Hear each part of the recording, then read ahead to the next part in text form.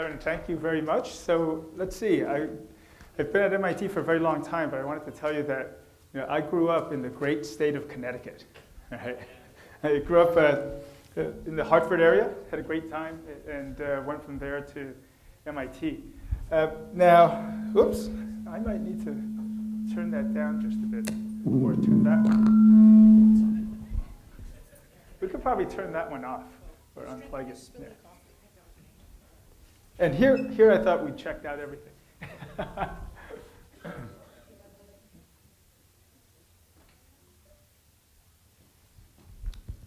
Okay, very good. Let me get my title slide up here. So I'm going to talk about batteries today and about how batteries are now starting to be used in electric vehicles in a way that they weren't before, and also some other applications of batteries, which I hope you'll find interesting. So first I wanted to say I'm from the Department of Materials Science and Engineering. Right? And a lot of people say, what's that?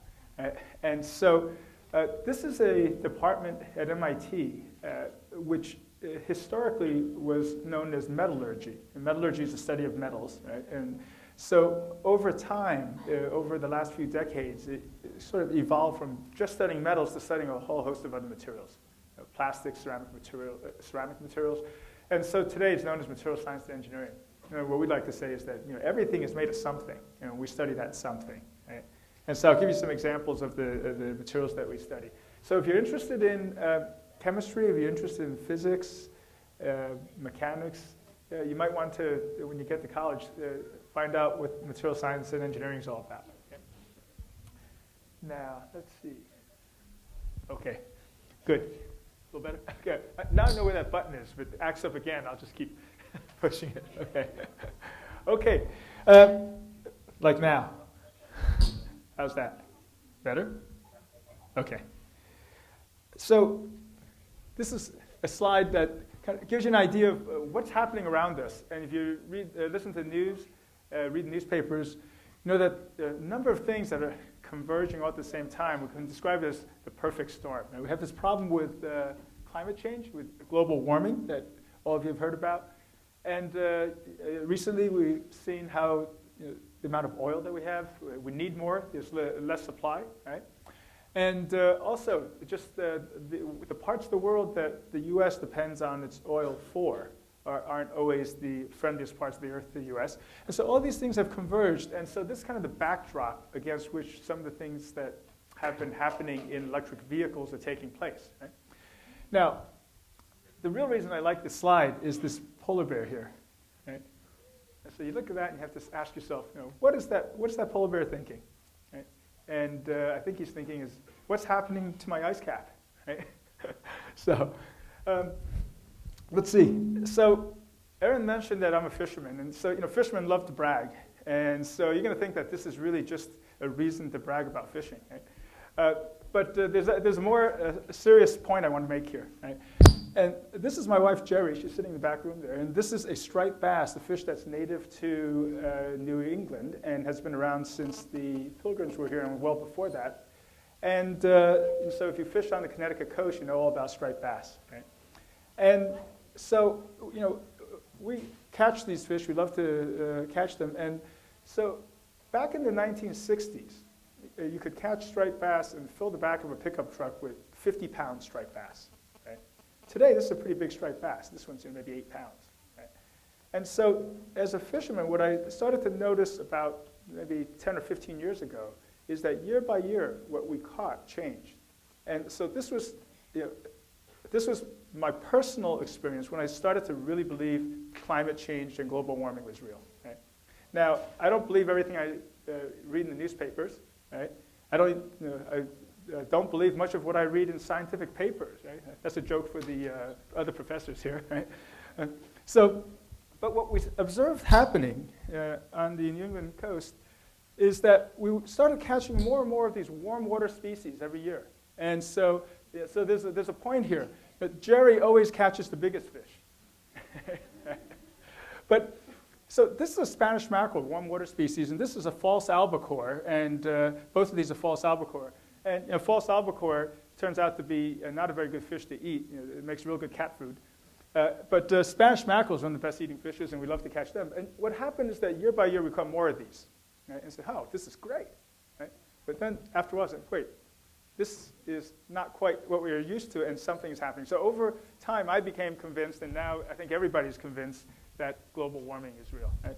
And the reason we care about it is that now these are two of our three kids. They're sitting in the back there, and so these are little bluefish, and so we want there to be big striped bass around when they're old enough to catch them. Right? And so this is just my personal anecdote.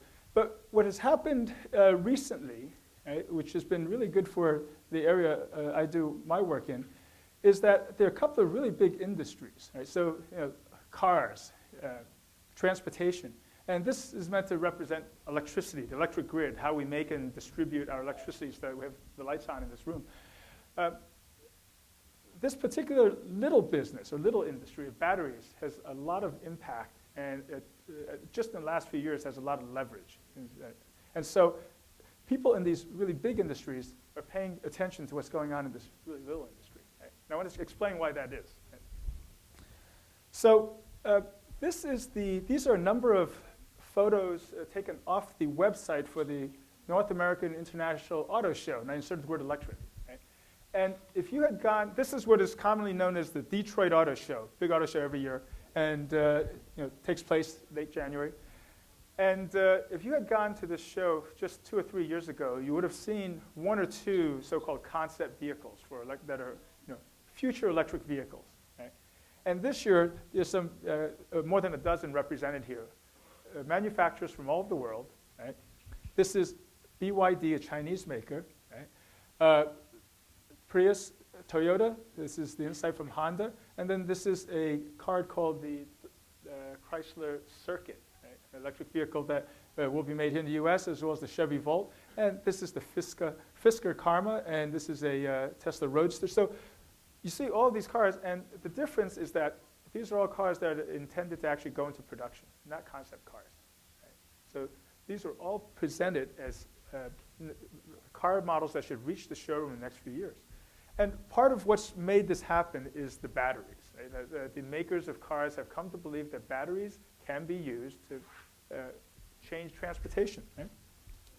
And so the reason that we want to do this, I mentioned it earlier, but I wanted to just give you just a few more numbers here to think about. Right? This plot up here shows how we use oil and the trends. And so this green line here is this domestic production. That means how much oil do we collect, do we process, do we mine here in the US ourselves. And this is 1970, and we're right around here. And you see that the trend is going down. We don't make we don't produce very much oil in this country. Right? However, just for transportation, this is how the use of oil is going up. Right? This is why we have to change things, or else we're going to run out of oil for transportation. Right? The second thing, this little pie chart here tells us how in the United States today we produce electricity. Right? And this big, nearly half of it, which is blue, is coal. Right? So we generate electricity by burning coal. Coal is almost entirely carbon. Right? When we burn coal, we get energy, we produce CO2 by burning that carbon. Right? And so the ways that we generate electricity produce a fair amount of CO2. And in terms of what we do with a car, right, this plot down here shows CO2 emission in terms of grams per mile. So what does this mean? It means we're driving down the road, we go 1 mile, how much CO2 have we put out? Right? You notice that it's a little over 400 grams. Well, 454 grams is 1 pound. Right? And so today, CV means a conventional vehicle. So standard 25 mile per gallon car. For each mile you drive, you put 1 pound of CO2 out. So CO2 is basically it's a waste product. It's trash. Right? So I'd like to ask people to think about this. So imagine you're driving down the road, roll the windows down, and every mile you throw out a pound of trash. Okay? You do this every mile, pound of trash, pound of trash. All right, so that would drive people nuts. Right? But because it's this invisible gas, you don't really realize how much we're putting out. Right? And so if you look at this, right, here we are, 2009, and this red line is how much CO2 we put out in terms of millions of metric tons. So 6,000 metric tons is they're 6 billion tons, 6 billion tons of CO2 a year, right? A pound at a time, every mile. That's how much we put out, right? And so this is what has led to this climate change greenhouse gas problem. And so what this slide also shows you is that if we were to start reducing the amount of CO2 we put out by using electric vehicles, and this is specifically talking about a type of electric vehicle called the plug-in hybrid, and one of those is out there in front of the building. You probably saw it on the way in. We can reduce the amount of CO2 and stabilize it, and in fact, we could potentially bring it back down to, say, 1990 levels. Right? And so here, this shows how much we would reduce the amount of CO2 per mile if we went to, let's say, that this PHEV-40 here is an electric vehicle that can drive 40 miles on electricity before it has to start using gas. Right? And so you can see that we reduce it by almost half if we continue to make electricity even the same way we do today. But at the same time, what we have to do is to clean up the way we make electricity as well. Right? So one of the things, so I'm going to now start to really get into the meat of this topic. And one thing I want to make sure I get across to everyone, and this is important to me because people like senators and congressmen sometimes get this wrong. Right? And so if you grow up to be a senator or congressman, I want you to get it right. Okay? We talk about things, there's something called portable power. Right? But really, when we talk about portable power, most of the time we're talking about portable energy. Right? And so I wanted to talk about energy, and I'm going to use a particular set of units, and then I'm going to talk about power, and I want to make sure you get the distinctions, get the two straight in your mind. Right? So we use this term energy, and we say it's if it's electrical energy, often we talk about watt hours, right? And so this is an electric bill, right? And what it says here is per kilowatt hour, so a kilowatt hour is 1,000 watt hours of energy. It costs 12.7 cents in Framingham, Massachusetts. Right? And so when your electric bill comes in at the end of the month, what it means is how much energy have I used during that whole month? Right? It doesn't tell me how fast I used it, right? Because that varied a lot. It's how much I used altogether. And I pay for a unit of energy, which is like paying for a gallon of gasoline or a ton of coal or a gallon of fuel oil. Right? So that's the total energy. Power is the rate at which I use that energy. Right? And so, for instance, this 100-watt light bulb here, 100 watts, it doesn't have the time unit of hours. And so this tells me the rate at which I'm using energy. Right? And this is kind of interesting because here's something that you will not get credit for on an exam. It says 23 watts equals 100 watts, huh? Okay. And so this is a compact fluorescent light bulb. Right? And what they're really saying, this is advertising, of course, is that you get the same amount of light as you would with a 100-watt light bulb, but this compact fluorescent only uses 23 watts. Okay. So that's why the compact fluorescent light bulb saves energy. Right? So watt hours, energy, watts, power. Okay. Now, electric cars. Right?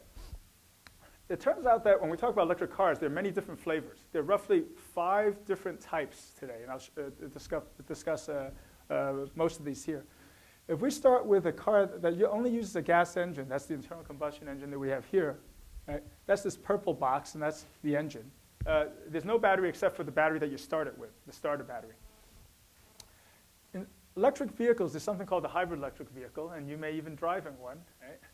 And this has a small battery in it, and this is a small but high-power battery. Right? And in the next slide, I'll show you how the type of car it is, the way they operate is different. Right? And so here are examples of hybrid vehicles that you can buy today. Right? Today, you can't actually buy this version, which is a plug-in hybrid vehicle. Right? Plug-in means that, well, you plug it in. In this case, you don't actually use any electricity from the electric grid. You don't plug it into the wall. You simply generate and recapture some electricity while you're driving. Right? So this internal combustion engine charges and charges this battery, allows it to discharge to propel the car. Right? In this case, you actually have a larger battery in which you can plug in and store energy from the electric grid, right? A certain number of watt hours. Right?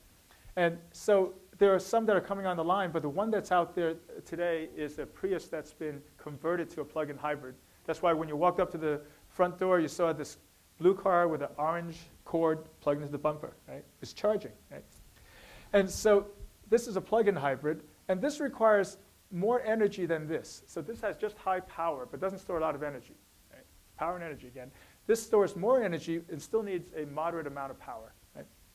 When we go to an all-electric vehicle, no gas engine at all, this requires, now you have to store the largest amount of electrical energy, right? But because you have so much energy, you actually don't have to discharge it quite as fast when you're driving. So the requirements of the battery doesn't have to have as much power, it turns out. In the past, we used to call these EVs, but because there's so many electric vehicle types now, this is now referred to as a battery electric vehicle. So if you read that in the newspaper, battery electric vehicle, that's the new terminology, right? That means an all-electric car. Right? So just to show you what this means, so this plot says state of charge, and what that means is that I have a battery in my car, and it's either fully charged or it's fully discharged. Fully charged means it's up here, fully discharged is down here. And this is how I drive a hybrid electric vehicle. Every time I step on the gas or on the brake, when I step on the gas, I discharge the battery and accelerate the car.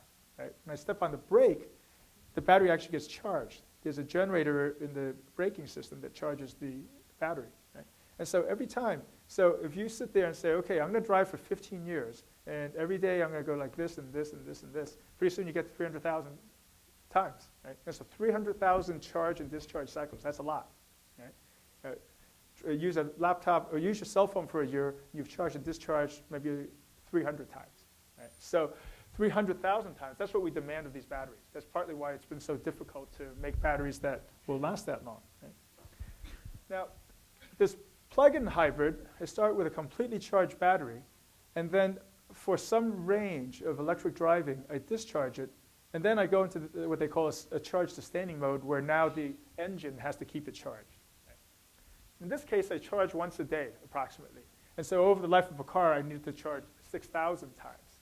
And now, if you had a cell phone battery around for a while, you know that after a year and those 300 cycles, it's getting close to dead, right? It's not storing much energy anymore. So imagine that instead of 300 cycles, you have to go 6,000 cycles. Still very challenging. Right? And the same is true for an all-electric or battery electric vehicle. You simply run it down all the way, and then you charge it. You don't have an internal combustion engine to charge it back. Right? So this is what we need out of batteries in order to improve transportation. How does a battery work? Well, some of you may know, so I'm going to give you, but I'm going to tell you anyway. Okay? And this is a specific type of battery called the lithium-ion battery. And it's a terminology that actually is not quite correct, because a lithium-ion battery is redundant, because every battery uses ions. Right? It's the definition of a battery, it uses ions. Right? And an ion is an atom, for instance, lithium, that's had an electron removed, or one or more, and so now it's charged. So that's what a charged atom is, an ion. Right? Every battery has ions. This is a historical artifact that we call them lithium-ion batteries. Right? So I don't like the term, but I've gotten sucked into using it along with everyone else. Right? So when we charge this lithium-ion battery, what we have is a lithium ion, and this is sitting now in a fluid between two electrodes. It's a positive electrode and negative electrode. Right? And when we charge the battery, the lithium goes from the positive electrode to the negative electrode. We put energy into this battery in order to charge it. When we discharge the battery, it goes back the other way. At the same time, electrons go through the external circuit. This is the power that we draw. So out of the two terminals of the battery, we get electrons. Right? And internally, we have ions moving back and forth. Right?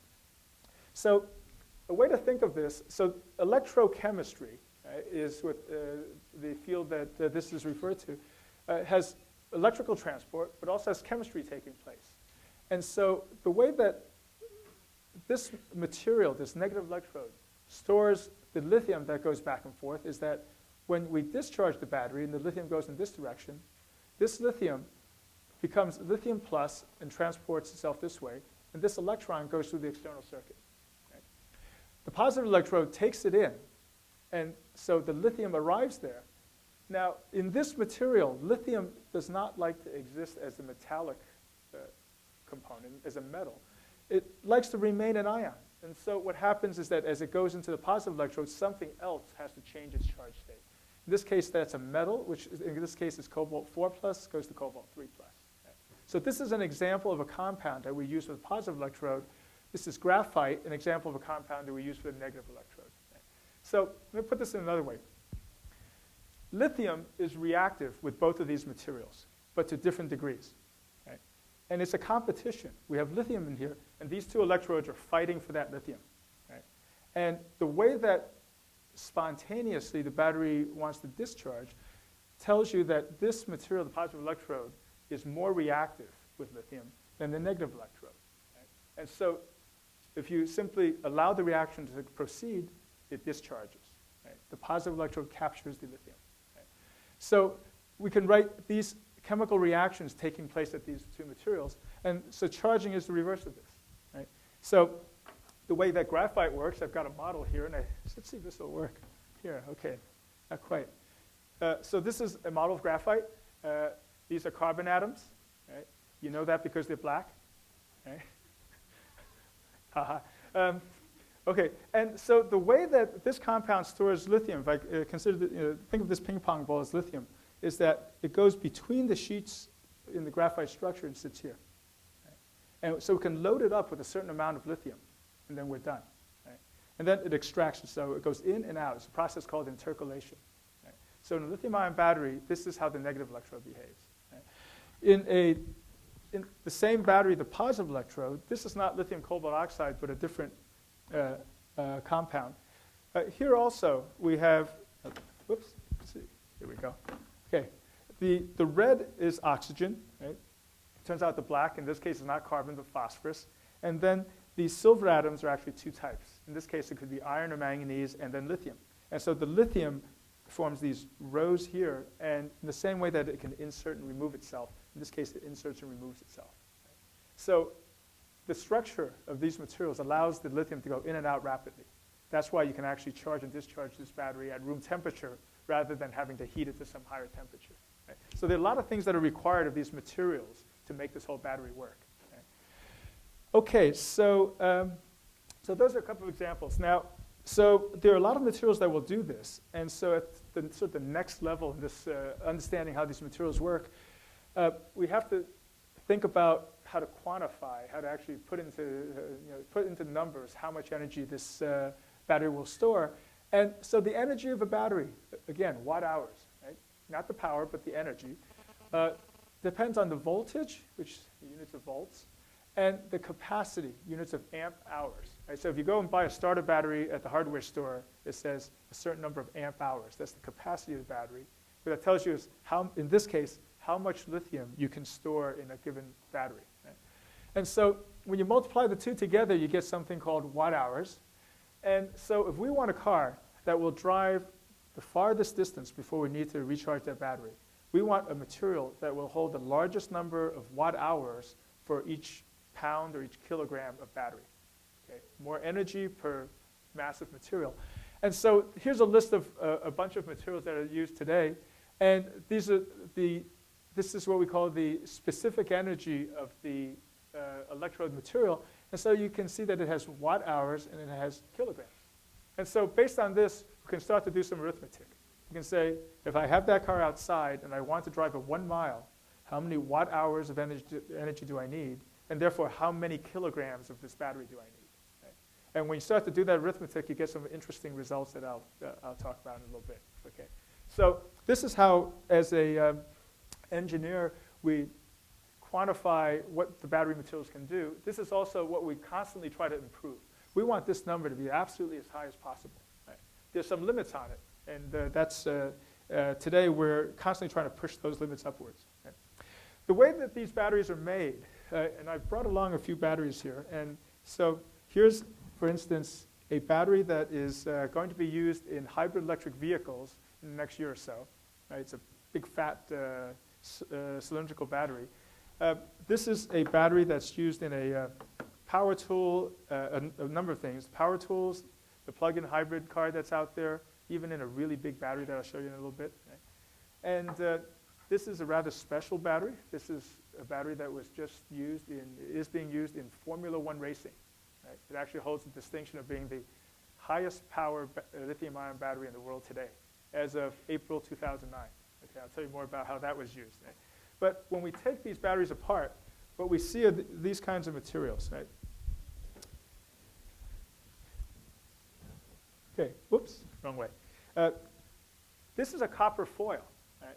Sheet of copper, very thin. And coated on it, this gray stuff is the graphite right there, the graphite anode that I talked about. And so this is the negative electrode. During discharge, it's the anode. Right? This is a cathode material, in particular one I'll talk about, and it's black too. You open up a battery, and everything inside is black. Right? But it's pretty special stuff, even though it doesn't look special. You think it's black gold; it should look like gold, but it actually looks like black powder. And so this is what a positive electrode looks like. And so we laminate these two together. But in order to keep them from forming a short circuit, we use a material called a separator film, and that's simply a special piece of plastic. It's a stretched plastic that has a lot of very small holes in it. And what that does is that allow the lithium to diffuse in and out. The whole thing is flooded when we make one of these batteries. It's flooded with a liquid electrolyte. Right? And so that's what this schematic over here shows you. Right? And so the way you make these is in mass production methods where you have continuous sheets of metal that are being coated and the whole thing is being dried and pressed. Yeah? Question? Yes. So the separator film goes between the anode and the cathode. Right? Okay. Let me show you the world's largest lithium-ion battery. Right? And it's made using this cell. Right? And so this battery, this is a single battery that is a 50-foot tractor trailer. Right? Right? It's one battery. But in that battery, there's lots of these little cells. In fact, there's 82,000 of them. Right? This is actually hooked up to the electric grid. It's used when the electric grid needs short bursts of very high power. This is a stabilizer for the electric grid. Right? When you walk down the center of this tractor trailer, it's kind of like a server farm. You have these drawers of batteries that's coming in and out. It's all it's hot swappable. Right? And so this is a pretty interesting product that's been developed over the past year. And people look at this and they say, yeah, okay, sure, that's a battery. It looks like a tractor trailer, right? How do I know it's not full of, say, Nintendos? Right? And so this is how you know it's a battery, right? Okay. I haven't been able to get them to paint that on the tractor trailers. Okay. So this is in terms of the amount of energy storage, this is the world's largest lithium-ion battery today. Right? This is one of the smallest batteries, and so we do research on these at MIT as well. And so there's a penny and there's a battery, and so this is only 5 millimeters cubed, and it's intended to go with micro devices. So small devices that they are so-called autonomous devices that they can sit and power them and be powered by themselves. And for instance, sensors or detectors or transmitters, and for something called MEMS, micro electromechanical system. Right? And so this tiny little battery actually, if you took what it says down in the corner is that it has twice the energy density of your cell phone. Right? It doesn't mean it has more energy, it stores more energy than your cell phone. It's just that for the size, it stores twice as much. And that's kind of a special accomplishment. And so batteries come in all different flavors and sizes, as you're seeing here. Right? Now, if we turn back to this car battery, actually, I'm going to talk about one way of doing it, but I want to be fair and to give you the right view on this, which is to say that there are many different ways to make a car battery. Right? And today, some of them are working out better than others. This is a Tesla Roadster, right? And this is an all-electric vehicle. It's very expensive, but it's very cool. Right? And it has a battery in it that's about 900 pounds and has 6,800 little cells in it. And so this is actually using laptop batteries, those small cylindrical batteries that go into laptop. Right? From a chemical point of view, that's not the best solution. But in this case, it works because there's a lot of engineering that goes around it. Right? So a lot of protection and cooling circuits and things like that. Perfectly good solution. Right? This was developed and used this way in part because some of these other things that are more recent hadn't come along yet. Right? There's a big middle of the range here in which lithium-ion batteries that were previously used in cell phones and laptops are now being improved so you can use them in cars.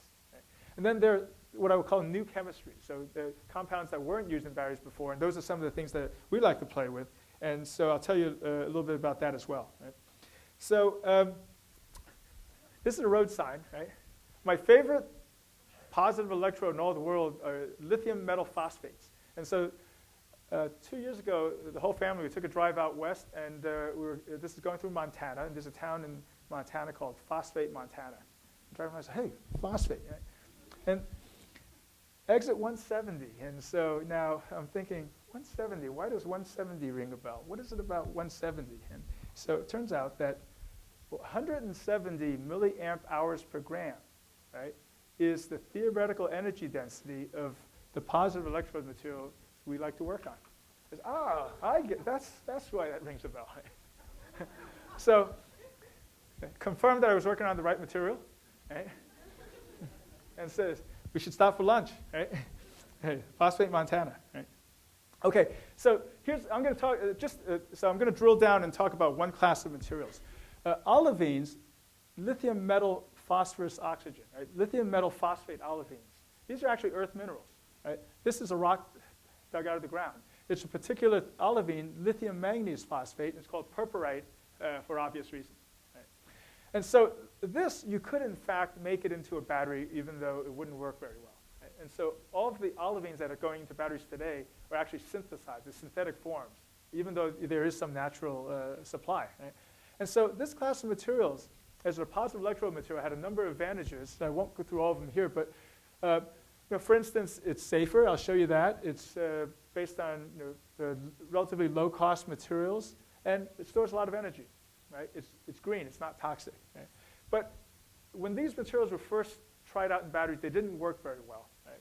And a couple of reasons. One is that they didn't actually store as much energy as what we use in a cell phone or laptop today. The second is that you couldn't get very much power, energy and power. Right? Keep revisiting this theme. There will be a quiz at the end. If you pass, you can take a chocolate. Okay. But so they had moderate energy. They had lousy power, meaning you couldn't get the energy out very fast. Right? And so the research we were doing at MIT, what really made us excited was that we found a way to extract a lot of power out of these materials. And then the other advantages of using these materials we could deploy. Right? And so this is a group of students and postdocs I worked with at that time, around 2002, and we were making these little bits of material. This is just this black powder. Right? Again, it's a black powder. And this is a little half-gram of material here. Right? And so what we found is that if we first tinker with the composition of these materials, and then second, made the particles, this black powder, if you blow it up and look at it in an electron microscope, you find that the individual particles are less than 100 nanometers. So a nanometer is 1/billionth of a meter. A meter is about that. So 1/billionth of that is a nanometer. And so this is a few nanometers. Right? We could get a very high amount of power out of it. And I'll show you the evidence of this. Right? So I can talk about power I want, but when I show you what it actually does in application, that's, I think, the most convincing part. And so what happened is that this material ended up being developed, and we used to make it 0.5 gram at a time, and today it's produced about 20 to 30 metric tons a month. Right? So a lot of material. And so the folks who worked on it back then think this is great. I was working in the lab making this little bit of material, and now each each month we can more than fill this room. Right? And so a lot of batteries are being made, and this is what it looks like. I showed you all these sheets of electrode, and so this is just a really big roll of a cathode, right? And then it gets cut into strips. That's what a slitter does. Calendaring simply means high pressure rolling, right? Part of the process of making these, and then these get assembled into batteries. Right? Okay, before I go on, I wanted to talk about safety because batteries over the last couple of years, people speak about are these really going to be safe? Right?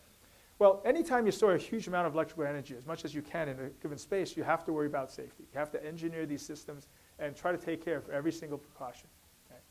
However, some things have happened that have changed the equation quite a bit. Okay? And so this olivine material I'm speaking to is intrinsically safer for a very simple chemical reason. And I'm going to explain that here. Okay? Lithium cobalt oxide is this compound I talked about earlier, and this is what it looks like. Right? red is oxygen, right? The green here is cobalt, and the lithium here is the gray ones, gray atoms there. And as I described earlier, as you use this battery, what you do is that you insert and remove these lithium ions. And what happens is that the cobalt goes from the 3+ to the 4+ state and back and forth. Right? Now, it turns out that cobalt 4+ is not very stable. Right? When we change it from 3+ to 4+, that's an oxidation reaction. So we've oxidized the cobalt. Right? Something that's oxidized and overly oxidized would like to be reduced. Right? Well, how do you reduce something that's oxidized? You give off oxygen. Right? And so it's that giving off of oxygen, a violent sudden release of oxygen, that's the cause of a lot of the safety issues with the previous generation of batteries. Okay. Now, in these olivines, let me show you the difference. If we make it using even the same cobalt, as we use this battery, it only goes in the valence state or the oxidation state between 2+ and 3+. This is much more stable. So the difference, big part of the problem comes down to a difference of one oxidation state. Make cobalt 4+, and you have an intrinsic problem. And if you avoid that, avoid these 4+ transition metals, you're much better off. This is from a periodic table. This is cobalt metal. Oxidation states, 2 and 3. If you have a periodic table, I know you all travel with one, so take it out now. It'll say cobalt oxidation states 2 and 3. Why does it say 4? Right? Well, it's not stable. Right? And so, not to scare you, but in your cell phone, in your laptop, when you charge the battery, you're producing cobalt 4+. You are walking around with cobalt 4+. Right? And it's not necessarily a good thing. Right? Actually, it's perfectly fine. Right? Trust me. Okay, so here's a video that will show you the difference. That cobalt 4+, when I overheat the battery beyond the limits it's designed for, it can cause a sudden release of that oxygen. Right? This can cause the following event. It's never referred to as an explosion. It's called a thermal event. Okay, there's a thermal event, right? Right. So that's an overcharged and then heated battery, a lithium-ion battery. So again, no reason to be concerned. You're walking around with this cobalt 4+ in your pocket. You have to really abuse the battery to get it to do that. Okay, but here's an example of what happens with the same abuse with a phosphate electrode. And what you saw is that the lid popped off the battery, but you don't see the explosion. Right? No, I didn't say that. You don't see the thermal event. Right? Okay. Okay, so safety, this is a very simple chemical origin of safety or lack thereof. Okay, so a few applications. I'm going to talk about power, and then I'm going to return to this thing of energy and how far we can drive. Right? So these batteries that we developed were first used in power tools, and I brought along several of them, and if you'd like to come down to, the front afterwards, you can try these out, right? And so this is my favorite because it makes me feel like the Terminator. Right? This is a battery. It's a 36-volt battery that weighs 1.1 kilograms and produces 3,000 watts of power. Right? Watts, power. 3,000 watts is roughly 4 horsepower. Right? And so that's what makes this tool special. 4 horsepower in a little over a kilogram. It turns out that's about twice the power you can get from a plug-in tool that you can plug into the wall. Right? And so now you can have a tool that you can walk around with that is not tethered to the wall and has twice the power. Right? And so these work quite well, and you can come play with them. And here are a couple of other examples. Here's a drill, and here's a 4 horsepower drill. Right? And so what I like to say, if you do any home construction, what a Phillips head screw looks like is that cross slot, right? You can take one of these and turn that into a cone just like that. So, okay, so that's for construction. For construction use, it's a little too powerful, I think, for the homeowner. Right? Okay, so that tells you a little bit about power. This is a really interesting application. There was a group of MIT students who entered a contest. One of the things we like to have at MIT are these contests. Let's see who can design the best this or the best that. And so in this contest, the goal is to design a device that would allow, let's say, a rescue worker to climb a building. Right? So in The Dark Knight, Batman, boom, hits the belt, and the bat belt, right? So this is the real-world version of this, okay? And so this is a rescue tool, and what you see on it is a rope that wraps around something that looks like a sailboat winch, right? So it's designed so that it wraps around, and just like a sailboat winch, if you've ever seen someone do that, the rope comes in, takes a couple of turns, and comes out the other side, right? And so the idea here was to design a device that would weigh less than 20 pounds and lift a 300-pound load, meaning, let's say, a fireman and his equipment, right? And so initially, the batteries that they tried couldn't get them off the ground, right? Okay. Now, this is what high-power lithium will do for you now. And so the graduate students, they were undergraduates at the time. They became graduate students. They graduated, and now they formed their own company called Atlas Devices. And they produced something that does this. And so this is real time, and they're also rock climbers, which is why they can do their own testing. And I think it's something like 14 feet a second up a 150-foot chimney, right? Okay? And so, that's a high-power application, right? Okay, great. It takes them a lot longer to get down. So we're not going to wait around for that, okay? Here's another application, and this is sometimes referred to as the world's most powerful electric drill. And so if you look at this website, you can see lots of interesting things. Now, let me turn this on. And so that rumble you hear is not this electric motorcycle, because that's a gas dragster in the background. That's a gas engine. This is what electric right? Sounds just like this, right? Okay. So this is Kilocycle is a team run by a fellow, Bill Dubé, who is actually a climatologist. Right? He works for NOAA, NOAA, in his day job. This is what he does on the evenings and weekends. And so we donate all these cells to him. And so this is a 500 kilowatt motorcycle. It weighs about 600 pounds. Right? And so this is going to go a quarter mile. And the surface back here where we did the burnout, if you walk around, it's kind of like walking on duct tape. It's very sticky, right? Because they have to get traction when they accelerate. And so why do we do this? A lot of people think, whoop, there he goes. Right. Okay, now watch what happens now. Boom, okay. And now watch what else happens. Ooh, something got ejected, right? Okay, so you can find this on YouTube. And a lot of people say, oh no, the battery blew up. Au contraire, the battery was fine. We put out so much power, the motor blew up, right? So that was all molten copper spewing out, right? Okay. So why do we do this? This is to change people's perception. You say electric vehicle, and people say, oh, you mean a golf cart? Right? Okay. This is an electric vehicle, right? So this team has set the all-electric drive world record for the quarter mile over and over again. Right? Where they are today is that in the 0 to 60 time is 0.95 seconds approximately. Right? 0 to 60 in 0.95 seconds. At the end of that quarter mile, they're going over 170 miles per hour. Right? And they do that quarter mile in under 8 seconds now. Right? So, and they think that they can produce a 1 megawatt dragster. And 1 megawatt is something like 1,300 horsepower, right, in a couple of years. Right? So, so electric drive is pretty exciting sometimes. Right? It's not your average golf cart. Right? Okay, I mentioned Formula One racing. So went from there, and so why do we do this? This is the racetrack is a great place to prove out cars. Right? That's why automakers have gone racing for decades. And so we make batteries.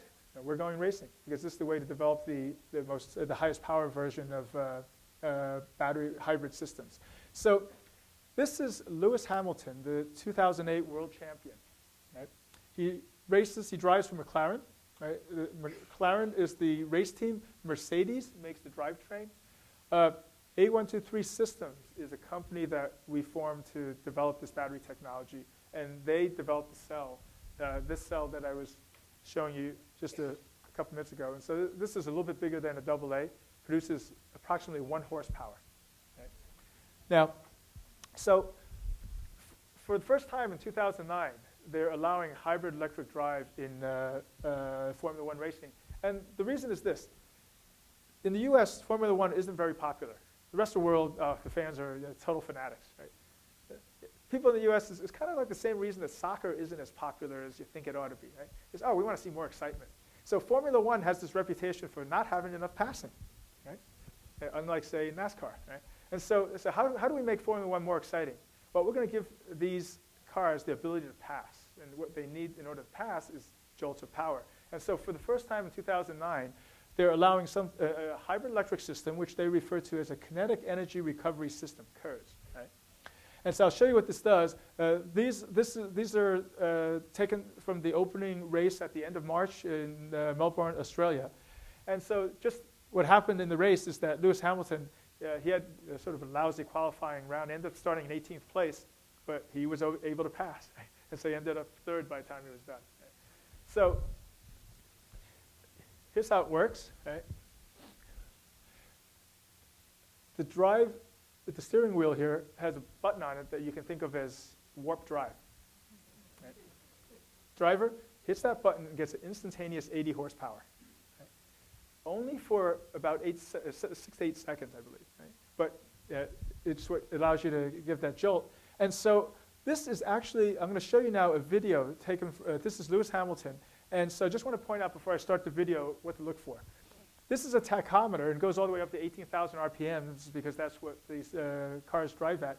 And this orange thing here is the battery state of charge. And I'll give you a little bit of narration on top of this. And so around the middle of this video, you'll see when he hits that button, you'll see this battery drain. And I want you to pay attention to what happens at that point. Okay, so I'm going to flash now to this. Okay. So if you speak Russian, you don't need me narrating. Okay? And so here he goes. And so I'll tell you when this gets to about here, you'll start to see he'll be on a straightaway, and he'll hit that warp drive button. And let's see what happens. Right?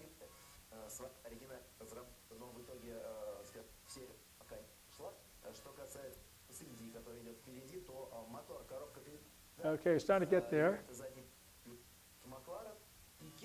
Okay, see it draining? All right. See, he's going to run that guy over, huh? Right? Okay, he wasn't able to pass on that particular attempt. But when he hit hit the button to activate the KERS, that's when he started to accelerate and gain on the driver. Okay. Good. Okay, how am I doing on time, by the way? Okay, all right. Okay, so most of that wasn't focused on, it was focused on power. It actually didn't say very much about energy, right? Because motorsports, it's a test bed. But I wanted to point out one thing. That dragster that I showed you, the kilocycle, in order to go that quarter mile, it takes roughly, it depends on the local cost of electricity, but around 15 cents of electricity. Right? That run that you saw, and the gas dragster use a whole lot more than that. But I'll now show you a couple of real-world applications. This is the Daimler Chrysler Orion 7 bus, and this is a hybrid battery pack. And so this is a HEV. You don't plug it in ever, right? But what it allows this bus to do is to roughly double its gas mileage. Right? And so there are a few hundred of these running around city streets in the US today. This particular one is in San Francisco. And so if you're in San Francisco, New York City, you might look for a transit bus with this funny large white pack on the back of the roof. And if you see it, it's a 200 kilowatt system that has this cell in it, right? And compared to the early version of this hybrid bus that used a lead acid battery, it saves you about 3,400 pounds. Saves you the weight of a Prius, right, for this bus. So that's one application. The one that's out there, let me tell you a little bit about this car. So today you can't yet buy a plug-in hybrid made by a automaker. And so what we do is to take Priuses and turn them into plug-in hybrids. Right? And so the battery that goes in it looks like this. And afterwards, you're welcome to come out and see the car. And so it goes in the back, under the floor of the trunk. And it goes where the spare tire normally would be. Right? So you actually retain all of your trunk space. And if you take this car and then bring it over to Argonne National Laboratory and test it in the lab, right, this is the results that you get. So if you drive a commuting distance, if it's 40 miles, let's just think about those numbers, and the city miles per gallon is 153. Right? And now what does that mean? That means that you put it on a test stand and you drive it according to what the DOE says is a representative city driving cycle, right? 153. On the highway, you get about 100 according to the DOE driving cycle, right? So this is what it's supposed to do, right? But hey, you know, I like to do experiments, so I'm going to show you my personal test data, right? Okay, so these cars, you know, I have the company car, as it were, okay? And it's outfitted with a data logger. What's a data logger? It just records information. And at the end of a drive, I can download it and look at it on my computer, right? So this is the car that you see outside, and this is the parking garage I parking at MIT, and it's a rather, you know, a progressive building. It has a row of alternative vehicle lanes in which you can plug in. And so the great thing about this is that to fully charge this battery takes 4 or 5 hours, so I can do it at work, right? And it costs about 50, 60 cents of electricity, and I can get MIT to pay for that, right? Okay? That's the best part, right? And so this is me charging in the garage at MIT. And so state of charge, right? This means that the battery is fully charged, and my commute to MIT is right around 20 miles. And so when I get there, the pack is about 40% depleted. So what that says is that now I can turn around and actually get home without having to recharge it. Now, if I actually did run the battery all the way down, it just turns back into a regular Prius. So I'm not going to get stranded. That's the whole point behind a PHEV. Right? You have that operating mode. So, but I can use this battery to and from round trip. There's a lot of information here. How fast is the car going? And here, you know, if you've ever made this commute, you know that on the turnpike from Framingham to Boston, there's the state police barracks just outside the Western Tolls. And here I'm going just slightly over the speed limit, not much, but just a little bit, right? Right. So don't tell. And so, but then there's the cumulative miles per gallon. And what I find is that when I finally get to MIT, I've got 80 miles per gallon, right? Highway driving. So I don't get that 103, I get 80 because, well, I don't drive like the DOE. Okay, that's all that says. So it turns out that electric drive is very sensitive to how you drive. I can give this car to someone, and they let them have it for a couple of days. They come back and tell me what gas mileage they got, and I can tell them exactly how they drive. I can tell them, oh, you drive like my mother. Or I can tell them, oh, I'm not riding with you. You're a maniac, right? Okay? So it's very sensitive to how you drive. For most people, however you drive this car, it doubles your gas mileage. Right? So when I drive the Prius day in and day out, I get 48 miles per gallon. And here, in this case, I get 80. But let me show you what happens when I'm in rush hour traffic. Right? So rainy day, and they're going much slower. And therefore, this is a car that cannot drive all electric at high speeds. So when I'm driving relatively slowly, I'm using more battery. Right? And so in this case, I've run down the battery more by the time I get to MIT. Right? And so my average speed is much lower, but look at my gas mileage, 115 miles per gallon. Right? And so typically when I drive that car, I get around about 100 miles per gallon. Right? And so if you actually, I see that the parents here are used to actually driving and paying for the gas, just think next time you drive to the gas station, fill up and say, wow, I got 100 miles per gallon. That's kind of it's a thrill. Right?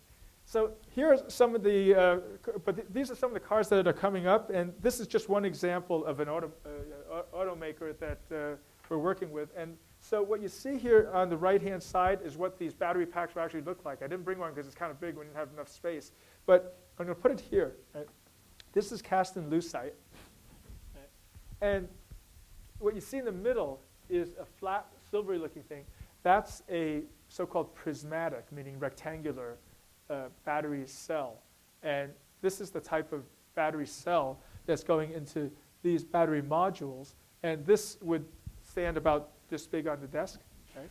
And this is something that 4 of them would produce a 40-mile PHEV. Okay? So this is what we expect to be actually coming out of production lines in a couple of years from now. Right? Okay. I'm going to finish by just telling you a couple of things about, I've told you all the exciting things that now seem to be possible. And so we can have this 40-mile PHEV, which seems pretty useful, right? The cost is too expensive right now. But over the next few years, that will come down and hopefully it becomes affordable and more people start to use it. Right? I want to tell you, though, some of the things we still have to work on. You know, what are the things that we can't do yet? You always get people, scientists and engineers love to talk about what they can do. let's talk about what we can't do, right? Can't do. And so one of the things we can't do yet is to have an all-electric vehicle that has the kind of range that someone in the US could rely on for their only car. Meaning, let's say that you live in Connecticut and you drive on highways a lot. You need about 150 or 200 mile electric range to really say, okay, that can be my only car, right? And so let me tell you what it would take. I showed you this slide earlier, and I showed you these numbers for watt hours per kilogram. And I said we could do a little bit of arithmetic, and so now we're going to do that arithmetic. First thing I'm going to tell you, though, is that this is what the material will do. But by the time we get done building a battery, there's all this other stuff that's gone into it. So we've actually diluted that amount of energy. Instead of getting 500 watt hours per kilogram, by the time we build the pack, we only have 120, okay? 120 watt hours per kilogram. Because, well, you need a lot of stuff to make a battery work. Okay? Now, let me go to the next slide here. The car that's outside, the average, just 3,000-pound car, the physics of moving at 1 mile, right, over some average speed, right, is that it takes you about 300 watt hours to go 1 mile. Right? So 300 watt hours of energy to take that 3,000-pound car 1 mile. Right? So let's just compute here. How long is, let's say that the range we want, miles, is 200 miles. Right? 300 watt hours per mile. And I'm going to say I'm going to leave about 30% excess because, well, over the life of the battery, it's going to degrade a little bit. Right? 15 kilowatt hours for a 40-mile PHEV. Right? The Chevy Volt, for example, is being designed with between 16 and 18 kilowatt hours. Right? 200-mile battery electric vehicle will require 75 kilowatt hours. Okay, so that's just the number, 75 kilowatt hours. At current watt hours per kilogram numbers or watt hours per liter, meaning how much volume it takes to store that amount of energy, this 40-mile PHEV has 136 kilograms. Okay, a couple 100 pounds, that's okay, we can deal with that, right? 4 of those modules that I showed you. 70 liters, a big fish tank, think of, right? Okay, that's okay, I can deal with that. So a 40-mile PHEV doesn't seem too unreasonable. But think about this 200-mile battery electric vehicle, it's 5 times that, right? Suddenly we're talking about almost 700 kilograms. Right? 340 liters, which means your back seat and your trunk. Right? Not a lot of room for passengers. Right? The real killer is how much it's going to cost you to do that. So in a couple of years, we expect for each of these watt hours, 50 cents. Right? So get the cost of the battery down to 50 cents a watt hour. At that point, we're talking about an $8,000 40-mile PHEV pack. Right? So a few years after that, it really has to come down to maybe half of that, right, for people to use it very widely. But this is sort of within striking distance. Let's think about this 200-mile battery electric vehicle. It's going to cost you nearly $40,000, right? Just for the battery, right? Just for the battery. So way too heavy, you know, over 1,000 pounds back the car. Way too large, takes up your trunk and your back seat. And way too expensive, costs more than you want to pay for the car. Okay? So that's the arithmetic today. And so how do we change the situation? We have to improve everything. Have to have the ability to store more energy in smaller space, in less mass, and at less cost. Cheaper materials, cheaper manufacturing methods. So there's still a long way to go. Right? So this has got some people thinking about some other ways to design and use an electric car, however. So there's a lot of creative thinking going on these days. And so Better Place is a company that's trying to change the infrastructure, the way we use batteries. And so their argument is that rather than have a 200-mile battery, well, have a 50-mile battery and then drive into a gas station and think of it as not a piece of hardware that you live with forever. Think of it as just fuel.